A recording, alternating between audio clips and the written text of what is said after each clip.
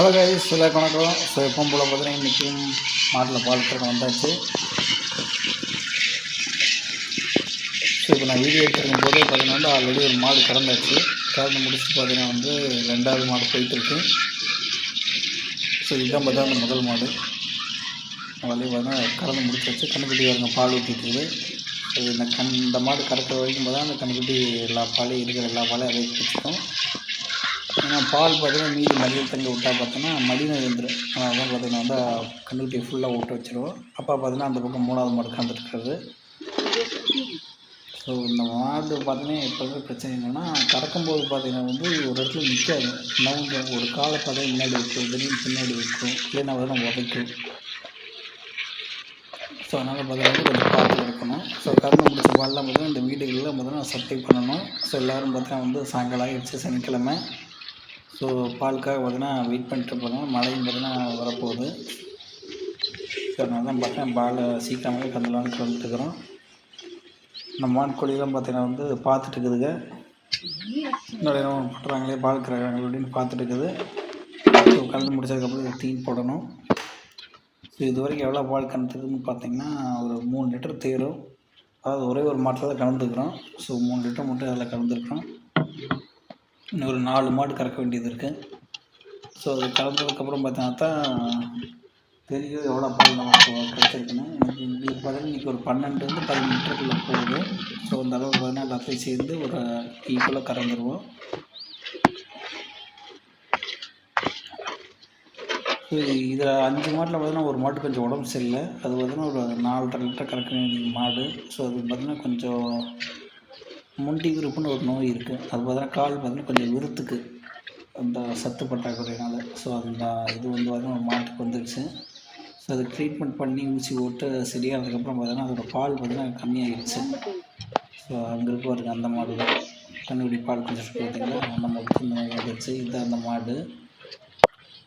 இது பார்த்தீங்கன்னா தலையீத்து நல்லா பார்த்தீங்கன்னா ஒரு ஓசி வழியாக பார்த்தீங்கன்னா ஃபுல்லாக பால் கறந்துட்டு இருந்துச்சு. ஸோ இந்த மாதிரி ஒன்றை கட்டி பார்த்தீங்கன்னா இப்போது முக்கால்வாசி அது கீழே தான் பார்த்தீங்கன்னா கறந்துட்டு இருக்குது.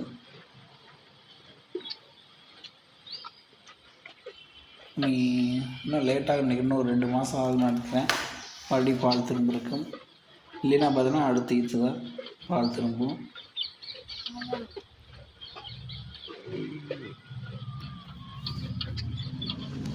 எப்போவுமே பார்த்தீங்கன்னா இது மாதிரி ஏதாவது நோய் ஊசி போட்டதுக்கப்புறம் பார்த்தீங்கன்னா அது ஏற்கனவே கறந்த பால் பார்த்தீங்கன்னா கறக்காது.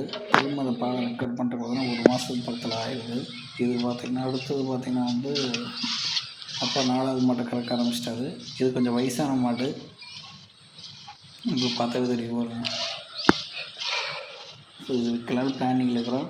ஆனால் தெரியல எப்படி இருக்க போகிறோன்னு. ஸோ எதுக்காக பார்த்தீங்கன்னா ஒரு கையில் ஒரு போசி பிடிச்சிட்டு ஒரு கையில் கறக்கணும்னா அந்த போசி கீழே 2 கையில் வேகமாக கறந்துடலாம் அப்படின்னு நினைப்பீங்க. நான் ஏற்கனவே சொன்ன மாதிரி பார்த்தீங்கன்னா இங்கே பண்ணையில் இருக்கிற எல்லா மாடுமே பார்த்தீங்கன்னா கறக்கும்போது பார்த்தீங்கன்னா ஒரு இடத்துல நிற்காது. அந்த காலை பார்த்தீங்கன்னா முன்னாடி எடுத்து வைக்கும். நீ அந்த நேரத்தில் பார்த்தீங்கன்னா போசி கீழே வச்சுக்கங்க, கால் எடுத்துக்கும் போசி தள்ளி விட்டுரும். அப்புறம் எல்லா பால் வேஸ்ட்டாக போயிடும். ஸோ அதனால தான் பார்த்தீங்கன்னா எப்போவுமே ஒரு கையில் போசி பிடிச்சிக்குவோம், இன்னொரு கையில் பார்த்தீங்கன்னா பாலை கறப்போம். ஸோ இப்படி கறக்கிறதால பார்த்தீங்கன்னா ஒரு 7 நிமிஷம் ஆகிடும் இந்த மாட்டில் பார்த்தீங்கன்னா பாலை கறந்து முடிக்கிறதுக்கு.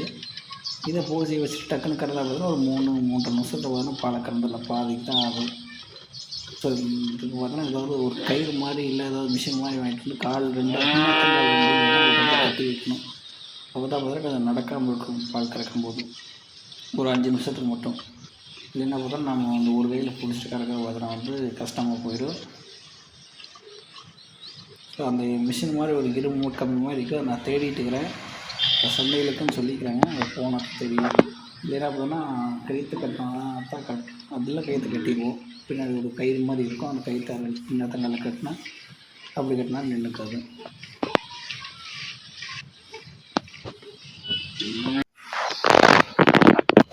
ஸோ இதுதான் பார்த்தீங்கன்னா மொத்த பாலுக்குள்ளே வந்து ஒரு ஒன்று இருக்குது. அது கறக்கும்போது பார்த்தீங்கன்னா அப்பப்போ கொஞ்சம் உள்ளே விழுந்துடும். பார்த்தீங்கன்னா வடிக்க ஆரம்பிச்சிடும். வடிச்சுட்டு தான் பார்த்தீங்கன்னா மொத்த பாலையும் பார்த்தீங்கன்னா ஊற்றுவோம். ஸோ இப்போ என்னென்னு பார்த்தீங்கன்னா பால் கலந்து முடிச்சதுக்கப்புறம் இத்தனை கேனுக்கு வருதுங்களா, பார்த்தீங்கன்னா ஒவ்வொரு வீட்டுகளுக்கும் பார்த்தா ஒவ்வொரு தெருவுக்கும் பார்த்தீங்கன்னா போகிற கேன். ஸோ ஸோ இந்த பெரிய கேனில் பார்த்தீங்கன்னா வந்து அப்பா இட்டு போயிடுவார்.